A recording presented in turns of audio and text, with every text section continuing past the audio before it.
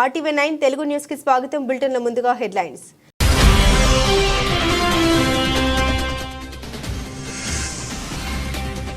Pacific ద్వీప దేశాన్ని కుదిపేసిన భారీ భూకంపం. నెట్టింట వైరల్ అవుతున్న వీడియోలు.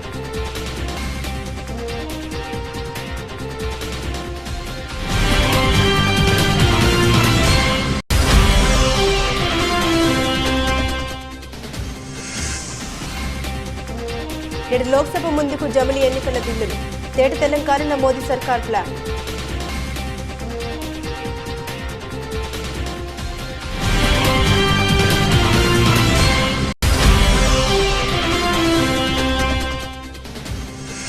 ఏడాది పాలనలో కాంగ్రెస్ ప్రభుత్వం చేసిన అప్పు 1,27,208 కోట్లు. అసెంబ్లీలో వెల్లడించిన మాజీ మంత్రి హరీష్ రావు.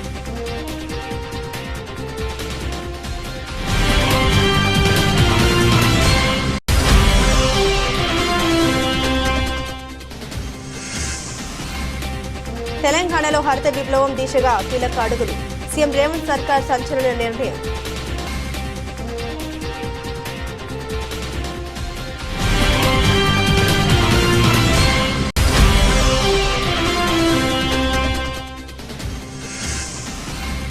పోలవరం ప్రాజెక్టు ట్రెండ్ మార్చేసిన ముఖ్యమంత్రి చంద్రబాబు నాయుడు. 2026కే టార్గెట్ సెట్ చేసిన AP CM.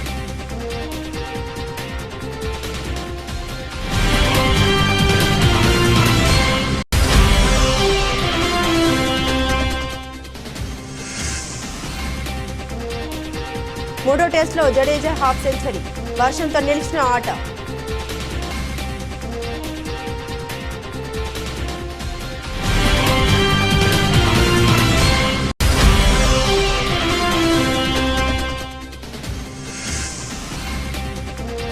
Mahesh Rajamouli cinema జనవరిలో షూరు. సంక్రాంతి తర్వాత రెగ్యులర్ షూట్ ప్లాన్ చేసిన జక్కన్న.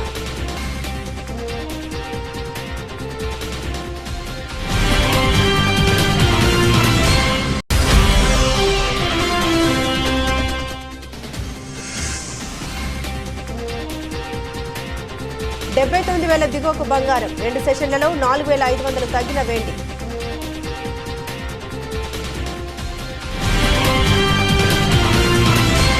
దక్షిణ పసిఫిక్ మహాసముద్రంలోని వనౌటు తీరంలో మంగళవారం భారీ భూకంపం సంభవించింది. యుఎస్జిఎస్ తెలిపిన వివరాల ప్రకారం భూకంప తీవ్రత 7.3గా నమోదైంది. భూకంపం 57 కిలోమీటర్ల లోతులో సంభవించింది. ద్వీప దేశంలో అతిపెద్ద నగరమైన పోర్ట్ విలాకు పశ్చిమాన 30 కిలోమీటర్లు కేంద్రీకృతమైంది. అదే ప్రదేశానికి సమీపంలో 5.5 తీవ్రతతో భూకంపం సంభవించింది. మరోవైపు భారీ భూకంపం కారణంగా స్థానికంగా సునామీ హెచ్చరికలు జారీ చేశారు. భూకంపం సంభవించిన ప్రాంతంలో ప్రాథమిక సమాచారం మేరకు భారీ నష్టం జరిగినట్లు తెలుస్తోంది. భూకంపం కారణంగా పలు ప్రాంతాల్లో భవనాలు ధ్వంసమయ్యాయి. ఇందుకు సంబంధించిన వీడియోలు సోషల్ మీడియాలో వైరల్ అవుతున్నాయి. ఈ వీడియోల దృశ్యాల ప్రకారం భారీగానే నష్టం వాటిల్లినట్టు తెలుస్తోంది. భారీ అలలు పోర్టు విలాకు చేరుకున్నాయి. వనౌట్లో కొండ చర్యలు విరిగిపడ్డట్లు తెలుస్తోంది. ఇందుకు సంబంధించిన ఫోటోలు సైతం సోషల్ మీడియాలో వైరల్ అయ్యాయి. భూకంపం తీవ్రత ఎక్కువగా ఉండడంతో కొన్ని సెకండ్ల పాటు భూమి కంపించినట్లు వీడియోలు చూడొచ్చు. ఈ క్రమంలో స్థానిక ప్రజలు ఇళ్ల నుండి బయటకు పరుగులు పెట్టారు.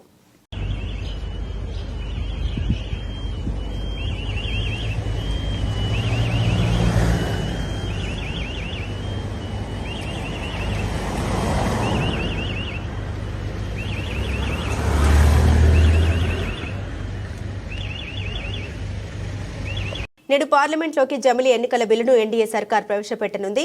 129వ రాజ్యాంగ సవరణ, కేంద్ర పాలిత ప్రాంత చట్టాల సవరణ 2 బిల్లుల్ని సోమవారం ప్రవేశపెడతారని చర్చ జరిగింది. కానీ లోక్సభ రివైజ్డ్ బిజినెస్ జాబితాలో ఆ 2 అంశాల ప్రస్తావనే లేదు. జమిలి ఎన్నికల బిల్లు నేడు పార్లమెంట్ ముందుకు రానుంది. నిజానికి నిన్నే వన్ నేషన్ వన్ ఎలక్షన్స్ కు సంబంధించిన 2 బిల్లులు ప్రవేశపెడతారని అందరూ భావించారు. కానీ ఒకవైపు ప్రతిపక్షాల నుండి అభ్యంతరాలు, మరోవైపు రాజ్యసభలో రాజ్యాంగంపైన చర్చ నేపథ్యంలో బిల్లు వాయిదా పడింది. నేడు జమిలి ఎన్నికల బిల్లు లోక్సభలో ప్రవేశపెట్టబోతున్నారు. మరి పార్లమెంట్లో బలం సాధించే దిశగా ఎన్డీఏ సర్కార్ ప్లాన్ ఏంటి అనేది ఆసక్తికరంగా మారింది. ఇప్పుడు లోక్సభ, అసెంబ్లీ ఎన్నికలకు దేశవ్యాప్తంగా ఒకేసారి నిర్వహించే విధంగా వన్ నేషన్ వన్ ఎలక్షన్ నినాదాన్ని ఎన్డీఏ సర్కార్ తెరపైకి తెచ్చింది. ఇటీవల జమిలి ఎన్నికల బిల్లును కేబినెట్ ఆమోదించింది. 129వ రాజ్యాంగ సవరణ, కేంద్ర పాలిత ప్రాంత చట్టాల సవరణ 2 బిల్లులను సోమవారం ప్రవేశపెడతారని చర్చ జరిగింది. కానీ లోక్సభ రివైజ్డ్ బిజినెస్ జాబితాలో ఆ 2 అంశాల ప్రస్తావనే లేదు. దాంతో వాయిదా అంశంపై తెరపైకి వచ్చింది. మంగళవారం విధిగా సభకు హాజరు కావాలని బీజేపీ బీజేపీ ఎంపీలకు విప్ జారీ అయింది. కేంద్ర న్యాయశాఖ మంత్రి అర్జున్ రామ్ మేఘవాల్ మంగళవారం లోక్సభలో జమిలీ ఎన్నికల బిల్లును ప్రవేశపెట్టేందుకు రంగం సిద్ధమైంది. జమిలీ ఎన్నికలకు సంబంధించి రాజ్యాంగ సవరణతో కూడిన బిల్లును పార్లమెంటు ఉభయ సభలు కనీసం 67% సానుకూల ఓట్లతో ఆమోదించాల్సి ఉంటుంది. అంతేకాకుండా ఎన్నికల అంశం ఉమ్మడి జాబితాలో ఉన్న నేపథ్యంలో ఈ బిల్లుకు దేశంలోని కనీసం సగం రాష్ట్రాల అసెంబ్లీలు ఆమోద ముద్ర వేయాలి. అంటే 543 స్థానాలున్న లోక్సభలో కనీసం 67% అంటే 362 ఎంపీలు ఈ బిల్లుకు అనుకూలంగా ఓటు వేయాలి. దీంతో పాటు రాజ్యసభలో 245 సీట్లలో 67% అంటే 164 మంది సభ్యులు ఈ బిల్లును సమర్థించాలి. దీనికి తోడు కనీసం 14 రాష్ట్రాల అసెంబ్లీలు బిల్లును ఆమోదించాల్సిన అవసరం ఉంది. అయితే లోక్సభలో ఎన్డీఏకు 293 మంది ఎంపీల మద్దతు ఉంటే ఇండియా కూటమికి 235 మంది ఎంపీలున్నారు. అయినా సరే బిల్లు పాస్ అవుతుందనే ధీమాతో ఎన్డీఏ సర్కార్ ఉంది. అన్ని అనుకున్నట్లుగా జరిగితే పార్లమెంట్లో బిల్లు ఆమోదం పొందితే 2029 నుండి జమిలీ ఎన్నికలు జరుగుతాయని నిపుణులు చెబుతున్నారు.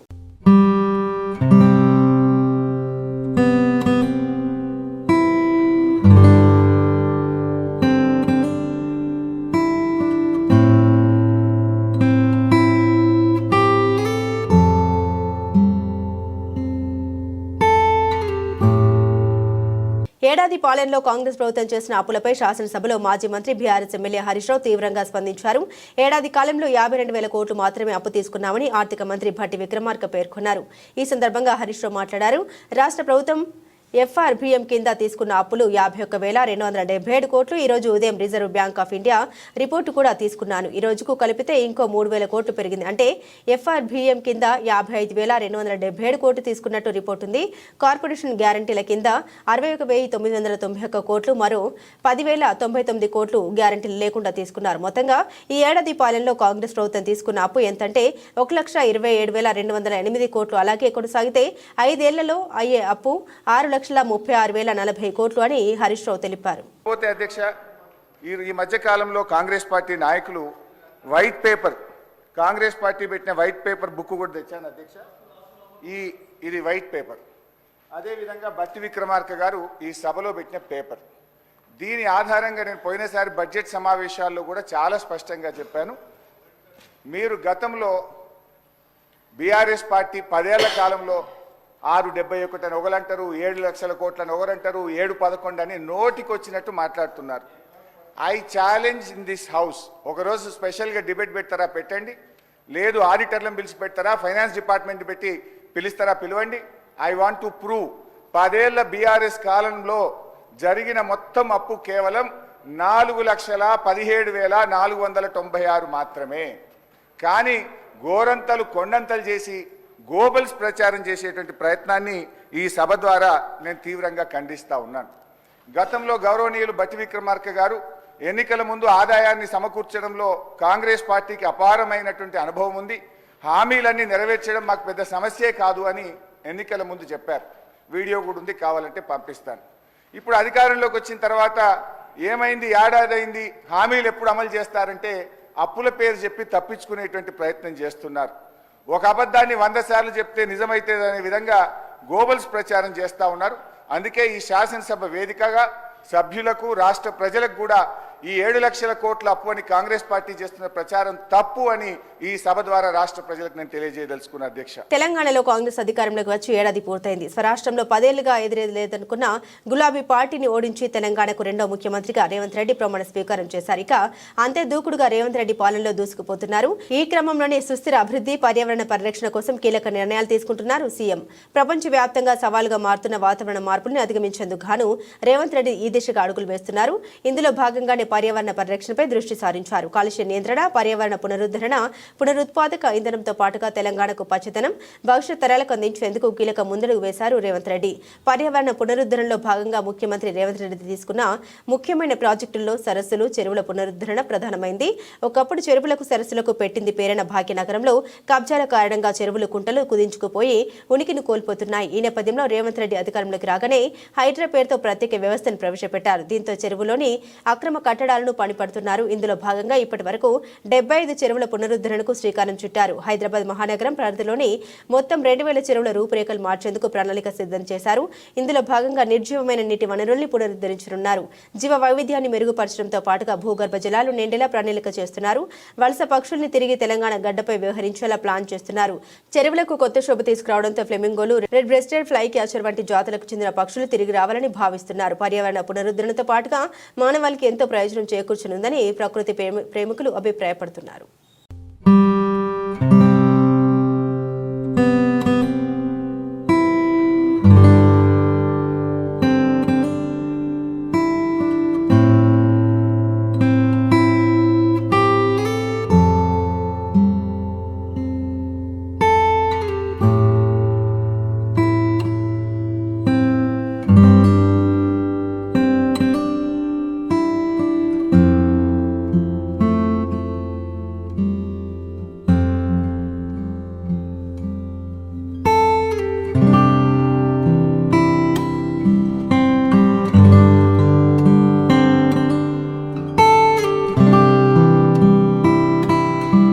కూటమి ప్రభుత్వం అధికారంలోకి వచ్చిన తర్వాత పోలవరం పనుల్లో వేగం పెంచింది. నిర్దిష్ట కాల పరిమితితో ప్రణాళిక రూపొందించి పూర్తి చేయాలన్న లక్ష్యంతో ముందుకెళ్తుంది.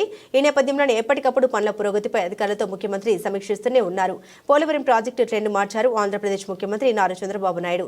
ఇక ఇప్పటి వరకు పోలవరం ప్రాజెక్టు డెడ్ లైన్లు పెరుగుతూ పోయాయి. కానీ చంద్రబాబు ప్రాజెక్టు డెడ్ లైన్ కుదించారు. అక్టోబర్ 2026 కల్లా ప్రాజెక్టును పూర్తి చేయాలని ఆదేశించారు. పనుల్లో వేగం పెంచారు. టార్గెట్ 2026 పోలవరం ప్రాజెక్టు గడువు కుదింపు, బుల్లెట్ స్పీడ్తో ప్రాజెక్టు పూర్తి చేయాలని సీఎం చంద్రబాబు కీలక ఆదేశాలు జారీ చేశారు. పోలవరం ప్రాజెక్టు ఏపీకి జీవనాడి అన్నారు చంద్రబాబు. ఈ ప్రాజెక్టులో 7,20,000 ఎకరాల కొత్త ఆయకట్టు అందుబాటులోకి వస్తుందన్నారు.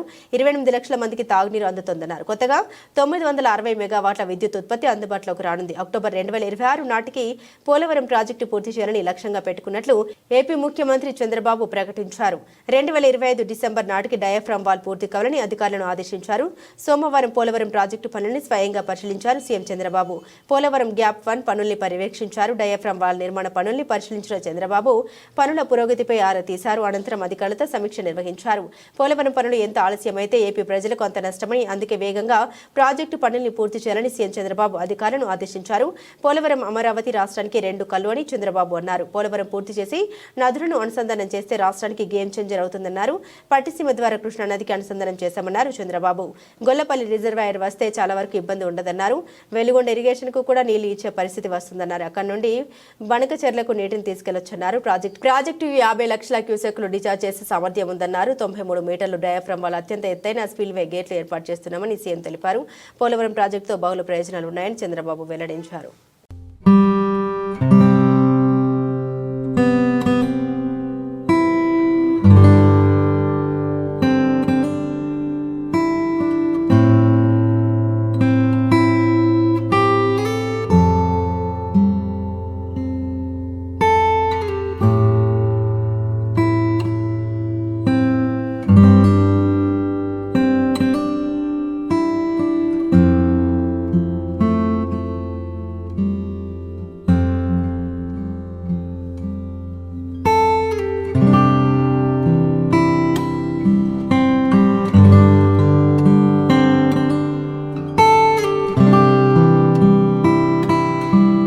కర్ణాటక నుండి అక్రమంగా కారులో తరలిస్తున్న 90 ml 20 బాక్సుల పెట్రా ప్యాకెట్లను పట్టుకున్నట్లు ఎక్సైజ్ సిఐఎస్ మహేష్ కుమార్ తెలిపారు.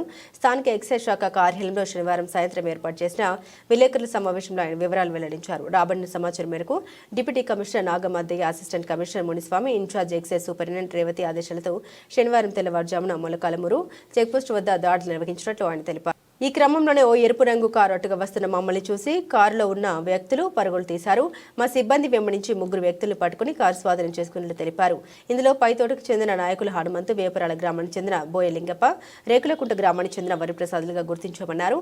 పై 3 ఇదివరలోనే అక్రమ కర్ణాటక మధ్య రవాణాలో ముద్దాయిలుగా ఉన్నారని వెల్లడించారు. దాడులు నిర్వహించడమైంది. అక్కడ ఉన్న అనుమానాస్పదంగా వచ్చేటువంటి వెహికల్స్ను వాహనాలను తనిఖీ చేస్తా అంటే ఒక ఎరుపు రంగు కారు డిటెక్ట్ చేయడం జరిగింది. వాళ్ళు మమ్మల్ని చూసి వాహన తనిఖీలు గమనించి పారిపోతూ ఉంటే వాళ్ళు పట్టుకొని నిలుపుదల చేసి వాహనాన్ని తనిఖీ చేస్తే అందులో 20 బాక్సుల కర్ణాటక మద్యం ఉంది. సో ఆ 20 బాక్సుల కర్ణాటక మద్యము ఆ ముద్దాయిల్ని విచారణ చేస్తే దాంట్లో మొదటి వ్యక్తి నాయకుల హనుమంతు. సో ఇతను పైతోట గ్రామానికి చెందినటువంటి వ్యక్తి. గత కొద్ది కాలంగా రాయదుర్గం పరిసర ప్రాంతాలకు కర్ణాటక మద్యాన్ని అక్రమంగా సరఫరా చేస్తున్నాడు. అదేవిధంగా ఇంకో వ్యక్తి బోయ లింగప్ప అనే వ్యక్తి వేపరాల గ్రామానికి చెందినటువంటి వ్యక్తి, రాయదుర్గం మండలంలోని ఇది. అతను కూడా తన గ్రామంలో ఈ కర్ణాటక మద్యాన్ని కొనుగోలు చేసి తక్కువ ధరలకు ఎక్కువ మొత్తంలో అమ్మి లాభాలు గడిస్తున్నారు. ఇక మూడో వ్యక్తి వరప్రసాద్. ఈ బోయ లింగప్ప, వరప్రసాద్ అనే వీళ్ళ మీద పాత ఎక్సైజ్ కేసులు ఉన్నాయి. వరప్రసాద్ రేకులకుంట. ఇతడు ఇంతకుముందు కూడా ఒక కారు కేసులో పట్టుబడినాడు.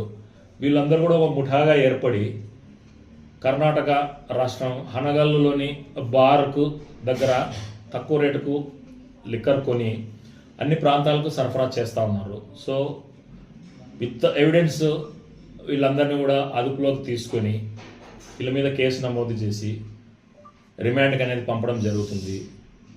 అదేవిధంగా డిప్యూటీ కమిషనర్ శ్రీ నాగమదయ్య గారు, అసిస్టెంట్ కమిషనర్ శ్రీ మునిస్వామి గారు, incharge excise superintendent Revathi madam గారు వీళ్ళ ఆదేశాల మేరకు ఈ దాడులు నిర్వహించడం అయింది. వీళ్ళందరూ కూడా తక్కువ కాలంలో ఎక్కువ లాభాలు పొందాలని చెప్పేసి దురాశకు గురై ఈ రకమైనటువంటి కార్యక్రమాలు చేసి వాళ్ళ జీవితాలు నాశనం చేసుకుంటున్నారు. So Rayadurgam prohibition excise station పరిధిలో నేను ప్రజలకు ఇచ్చే సూచన ఏమంటే, ఎక్కడైనా కూడా ఇలాంటి అక్రమ మద్యం రవాణా నోటీస్ చేస్తే ప్రొహిబిషన్ ఎక్సైజ్ స్టేషన్ రాయదుర్గం వారికి తెలియజేస్తే దాని మీద తగు చర్యలు అనేది తీసుకోబడతాయి. అదేవిధంగా రాయదుర్గం ప్రొహిబిషన్ ఎక్సైజ్ స్టేషన్ పరిధిలో ఉన్నటువంటి పాత ముద్దాయిలందరికీ తెలియజేయడం ఏమంటే, ప్రభుత్వం వారు ఈ కర్ణాటక అక్రమ మద్యం రవాణా మీద చాలా కఠినంగా వ్యవహరిస్తూ ఉంది. అదేవిధంగా ఈ రకమైనటువంటి రవాణాలో పాలు పంచుకొని తమ విలువైన జీవితాలను నాశనం చేసుకుంటున్నారు. సో వీరందరికీ ఇది హెచ్చరిక అయినా అనుకోండి, లేకపోతే విజ్ఞప్తి అయినా అనుకోండి, దయచేసి కర్ణాటక అక్రమ మద్యం రవాణాలో పాల్గొనొద్దు, మీ విలువైన జీవితాలు నాశనం చేసుకోవద్దు. సో ఈ పట్టుబడిన దీంట్లో ఒక కారు కూడా సీజ్ చేయడం జరిగింది. హ్యుండాయ్ వెర్నా కంపెనీకి చెందినటువంటి ఒక కారు, 20 బాక్సుల కర్ణాటక లిక్కర్. సో కారు విలువ దాదాపు 3 లక్షల రూపాయల పైన ఉంటుంది. పట్టుబడిన మద్యం విలువ దాదాపు 1 లక్ష రూపాయలు ఉంటుంది. సో మొత్తం 4 లక్షల రూపాయలు విలువైనటువంటి కారు కర్ణాటక అక్రమ మద్యము స్వాధీనం చేసుకోవడం అయింది. సో నేను Mahesh Kumar, prohibition and excise inspector, Rayadurgam. Anantapur జిల్లా రాయదుర్గం పట్టణంలో ప్రసిద్ధి చెందిన శ్రీ షిరిడి సాయిబాబా ఆలయంలో ఆదివారం త్రిమూర్తి స్వరూపమైన శ్రీ దత్తాత్రేయ స్వామి జయంతి వేడుకలు భక్తజన సందోహ నడుమ వైభవంగా జరిగాయి. దత్త జయంతి మహోత్సవాల సందర్భంగా ఆలయంలో సుప్రభాత సేవ, పవిత్ర జలాలతో గంగ పూజ, కాగడ హారతి, పంచామృత అభిషేకం, మహామంగళ హారతి వంటి పూజలు నిర్వహించారు. అనంతరం శ్రీ మహాగణపతి, ఆదిత్యాది నవగ్రహ సహిత శ్రీ సాయి దత్త మూల మంత్ర హోమములు, మహామంగళ హారతి వంటి విశేష పూజలు నిర్వహించారు. ఈ సందర్భంగా ఆలయంలో పాలక మండలి సభ్యులు భక్తులకు తీర్థ ప్రసాదాలు, అన్న సంతర్పణ కార్యక్రమాలు చేపట్టారు. మహిళలు, భక్తులు పెద్ద సంఖ్యలో స్వామివారి ఉత్సవ వేడుకల్లో పాల్గొన్నారు.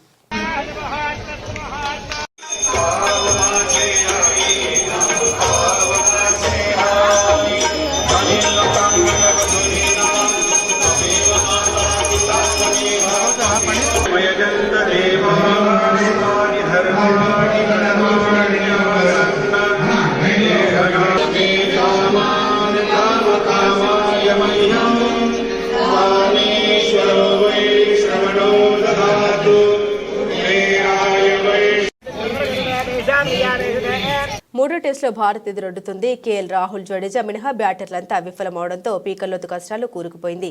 జట్టు స్కోరు 200 కూడా దాటడం కష్టమైన తరుణంలో రాహుల్తో జతకట్టిన జడేజా ఇన్నింగ్స్ను ముందుకు నడిపించాడు. అయితే నిలకడగా ఆడుతున్న ఓపెనర్ రాహుల్ను స్పిన్నర్ లియోన్ అవుట్ చేశాడు. అనంతరం క్రీజ్లోకి వచ్చిన నితీష్ రెడ్డి జడేజాకు మంచి సహకారం అందిస్తున్నాడు. ఈ క్రమంలో సీనియర్ ఆల్రౌండర్ 82 బాల్స్లో 50 రన్స్ పూర్తి చేసుకున్నాడు. అయితే వర్షం పదే అడ్డుపడుతూ ఉండడంతో మ్యాచ్ను అంపైర్లు నిలిపివేశారు. ప్రస్తుతం భారత్ 6 వికెట్ల నష్టానికి 180 రన్స్ చేసింది. జడేజా 8 బాల్స్లో 52 పరుగులు, నితీష్ 26 బాల్స్లో 9 రన్స్తో క్రీజ్లో ఉన్నారు. టీమిండియా ఇంకా 265 పరుగులు వెనుకంజలో ఉంది.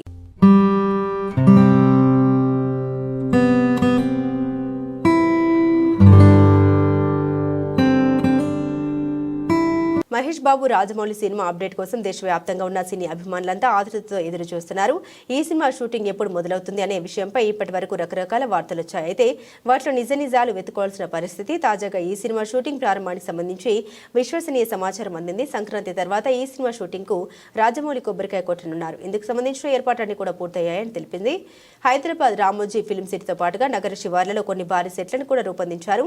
తొలి షెడ్యూల్ వాటిలోనే జరుగుతుందట. సంక్రాంతి తర్వాత షూటింగ్ మొదలుపెట్టి ఏప్రిల్ వరకు చిత్రీకరణ జరుపుతారని సమాచారం. తర్వాతి షెడ్యూల్ విదేశాల్లో ఉంటుందట. ఈ సినిమా అధికారిక ప్రకటనకు సంబంధించిన గ్లిమ్స్ ఇప్పటికే సిద్ధమైంది. త్వరలో ఇతర నటీనటులను కూడా పరిచయం చేసే అవకాశం ఉందని చిత్ర బృందం చెబుతుంది. ఆనవాయితీ ప్రకారం త్వరలోనే ఓ ప్రెస్ మీట్ ని కూడా రాజమౌళి పెట్టనున్నారట. 1000 కోట్ల బడ్జెట్ తో 2 భాగాలుగా ఈ సినిమాని నిర్మాత కేఎల్ నారాయణ నిర్మిస్తున్నారు. వరుసగా రెండో సెషన్లో బంగారం ధరలు తగ్గుముఖం పట్టాయి. దేశ రాజధాని ఢిల్లీలో సోమవారం తులం బంగారం ధర 1150 క్షీణించి 78,350 రూపాయలకు చేరుకుంది. శుక్రవారం 99.9% స్వచ్ఛత గల బంగారం తులం ధర 79,500 వద్ద ముగిసింది. 99.5% స్వచ్ఛత గల బంగారం తులం ధర 1,150 నష్టంతో 77,950 వద్ద ముగిసింది. గత 2 సెషన్లలో కిలో వెండి ధర 4,500 రూపాయలు తగ్గితే తాజాగా సోమవారం 300 పతనమై 92,500కు చేరుకుంది. శుక్రవారం కిలో వెండి ధర 92,800 వద్ద స్థిరపడింది. మార్కెట్లో అనిశ్చితికి తోడు అమెరికా అధ్యక్షుడిగా డొనాల్డ్ ట్రంప్ ఎన్నికైనప్పటి నుండి బంగారం ధరలు దిగి వస్తున్నాయి. మల్టీ కమాడిటీ ఎక్స్చేంజ్ MCXలో ఫిబ్రవరి డెలివరీ తులం బంగారం 143 పతనమై 77,279 రూపాయలకు చేరుకుంది. ఇంట్రాడే ట్రేడింగ్లో తులం బంగారం ధర 76,904, 77,295 మధ్య తచ్చాడింది. కిలో వెండి మార్చి డెలివరీ ధర 319 పెరిగి 91,320 వద్ద నిలిచింది. ఇక అంతర్జాతీయ మార్కెట్లో కామెక్స్ గోల్డ్ ఫ్యూచర్లో ఔన్స్ బంగారం ధర $2.70 వృద్ధి చెంది $2,678.50 పలికింది. కామెక్స్ సిల్వర్ ఫ్యూచర్ లో ఔన్స్ వెండి ధర $31.11 వద్ద స్థిరపడింది.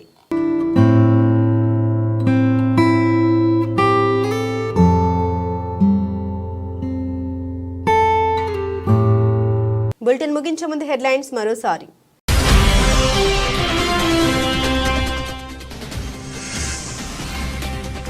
పసిఫిక్ ద్వీప దేశాన్ని కుదిపేసిన భారీ భూకంపం. నెట్టింట వైరల్ అవుతున్న వీడియోలు.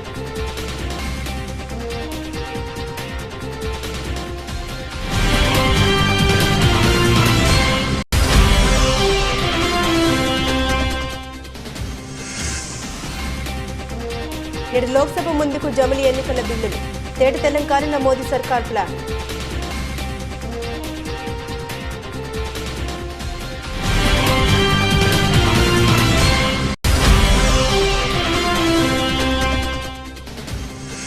ఏడాది పాలనలో కాంగ్రెస్ ప్రభుత్వం చేసిన అప్పు 1,27,208 కోట్లు. అసెంబ్లీలో వెల్లడించిన మాజీ మంత్రి హరీష్ రావు.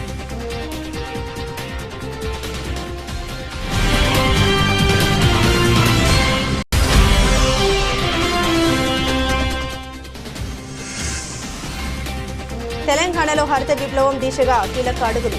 సీఎం రేవంత్ సర్కార్ సంచలన నిర్ణయం.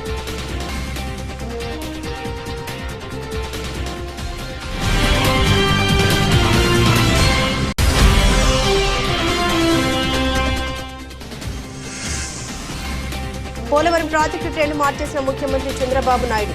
2026కే టార్గెట్ సెట్ చేసిన AP CM.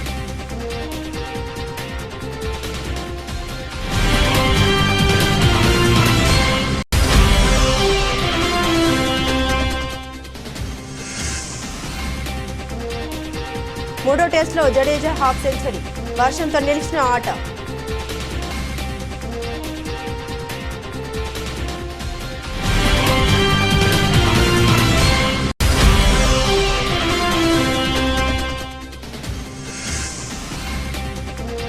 Mahesh Rajamouli cinema జనవరిలో షూట్. సంక్రాంతి తర్వాత రెగ్యులర్ షూట్ ప్లాన్ చేసిన జక్కన్న.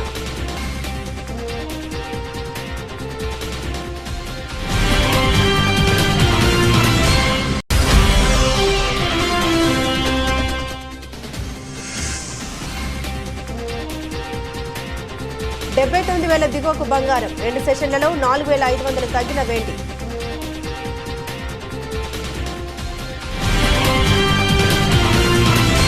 ఇవి బులెటిన్లోని విశేషాలు. తిరిగి మరో బులెటిన్తో మళ్ళీ కలుసుకుందాం. అంతవరకు సెలవు. నమస్కారం.